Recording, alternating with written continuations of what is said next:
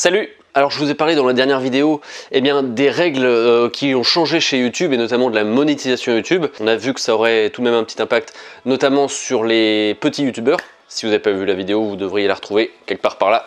Et alors aujourd'hui, je vais vous parler de la politique, la nouvelle politique de Facebook, puisque Facebook, comme YouTube, décide de changer sa politique et c'est quelque chose qui va avoir une incidence notamment sur la publicité Facebook. Donc c'est l'algorithme de Facebook qui a changé et notamment sur la fameuse timeline, le fil d'actualité. Et ça va avoir un impact sur la publicité. On va en reparler un petit peu après. Alors tout d'abord, pourquoi ce bon vieux Mark Zuckerberg et les cerveaux pensants de Facebook ont décidé de modifier l'algorithme? Disons que l'année 2017 a été un petit peu tourmentée pour certains réseaux sociaux, dont Facebook. Facebook en 2017 a en partie été le relais d'un certain nombre de fameuses fake news. Et donc ça lui a fait de la très mauvaise publicité.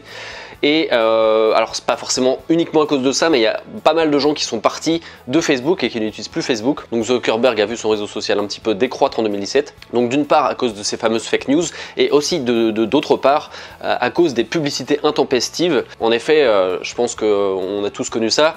Quand on va sur le fil d'actualité et qu'on voit 1, 2, 3, 4, 5, 10 publicités de vidéos sponsorisées qui ne sortent d'on ne sait trop où, parfois pas de notre langue, avec toujours la même intonation, toujours cette envie de vous vendre du rêve. Voilà, enfin moi personnellement ça m'a un petit peu gonflé et je pense que pour pas mal d'entre nous c'est le cas. Et donc ce bon vieux Mark et ses collègues l'ont bien senti et c'est pour ça que ils ont décidé de faire une mise à jour de l'algorithme de Facebook, j'allais dire YouTube. Alors pour revenir à ces fameuses fake news, donc tout d'abord Facebook a décidé de réduire la part d'informations relatives à l'actualité, déjà pour limiter le risque d'erreur de fake news, et aussi tout simplement parce que Facebook souhaite redevenir ce qu'il était à l'origine, c'est-à-dire un média social, un média qui crée du lien entre les personnes, la famille, les amis. Et là, le côté news, actualité, médias traditionnels, a un petit peu gonflé les utilisateurs. Et donc cette partie news, actualité, occupait jusqu'à maintenant 5% environ du fil d'actualité et elle en occupera que 4%. Voilà, donc c'est pas une évolution hyper significative non plus, mais ça souligne tout de même une volonté de la part de Facebook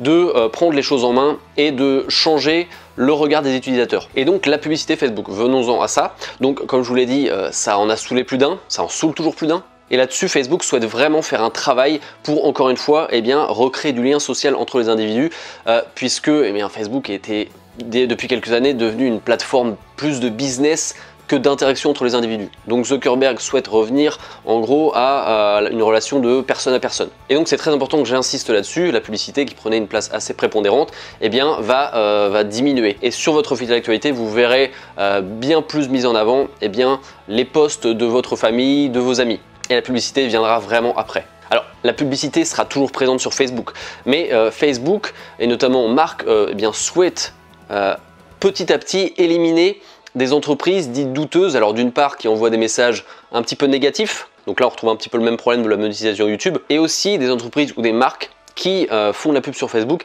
et qui recherchent avant tout le profit au détriment de la relation client, de la fidélisation de leurs consommateurs, etc. Donc il y a quelque chose que Facebook a noté dans les publicités et qu'on ne pourra plus faire désormais, enfin ça deviendra à vos risques et périls, c'est de donner des ordres aux utilisateurs qui voient les pubs apparaître.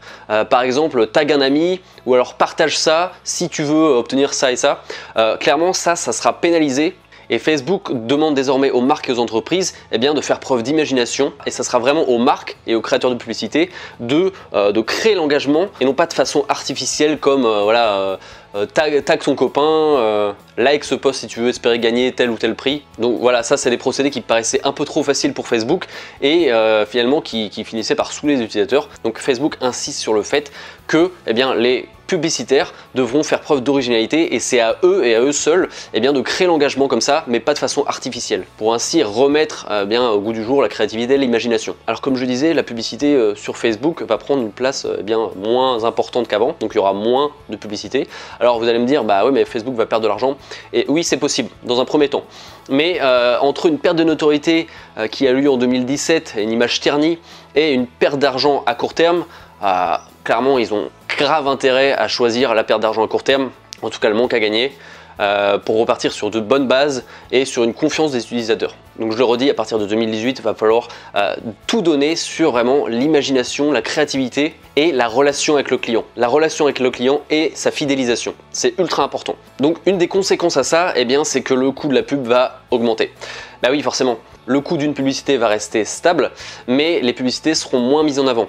Donc on paiera le même prix pour moins de visibilité. Donc par logique, eh bien, le coût de la publicité va augmenter. Alors quelles seront les premières victimes de cette mise à jour Facebook? Ça va être tout ce qui est business de dropshipping. Ça, malheureusement, alors je pense qu'il faut que quelqu'un en parle un jour. Le dropshipping, c'est une espèce de bulle qui monte, un peu comme le Bitcoin. Un jour, ça va exploser. Voilà, bon, le Bitcoin, j'y connais rien.